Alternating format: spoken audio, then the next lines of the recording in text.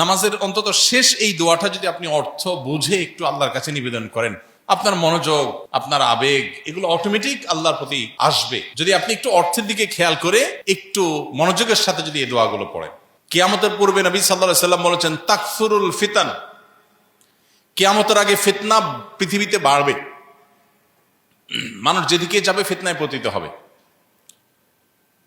এই জন্য আমরা যে নামাজের মধ্যে দোয়ায়ে মাসুরা পড়ি শেষ বৈঠকে, আল্লাহুম্মা ইন্নী যালামতু নাফসি যুলমান কাসীরা ওয়া লা ইয়াগফিরুয যুনুবা ইল্লা আনত ফাগফিরলি মাগফিরাতাম মিন ইনদিক ওয়ারহামনি ইন্নাকা আনতাল গফুরুর রহিম।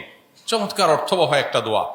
নামাজের অন্তত শেষ এই দোয়াটা যদি আপনি অর্থ বুঝে একটু আল্লাহর কাছে নিবেদন করেন, আপনার মনোযোগ, আপনার আবেগ, এগুলো অটোমেটিক আল্লাহর প্রতি আসবে যদি আপনি একটু অর্থের দিকে খেয়াল করে একটু মনোযোগের সাথে যদি এই দোয়াগুলো পড়েন।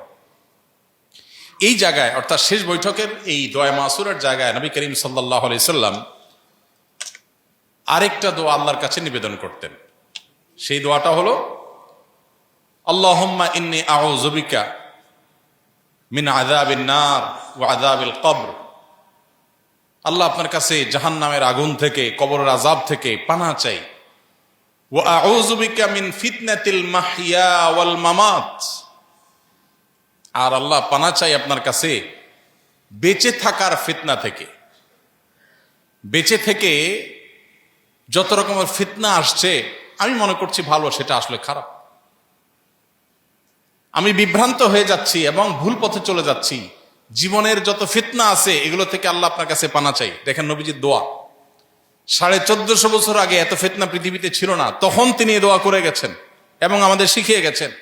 আল্লাহুম্মা ইন্নী আউযু বিকা ওয়া আউযু বিকা মিন ফিতনাতিল মাহইয়া ওয়াল মামাত। জীবনের ফিতনা, মরণের ফিতনা, এগুলো থেকে আপনার কাছে পানাহ চাই। এবং সর্বশেষ হলো, ওয়া আউযু বিকা মিন ফিতনাতিল মাসীহিদ দাজ্জাল। আল্লাহ, দাজ্জালের ফিতনা থেকে আমরা পানাহ চাই। দাজ্জালের ফিতনা তো আমরা বুঝলাম কিছুটা, যে চমক থাকবে। কি থাকবে?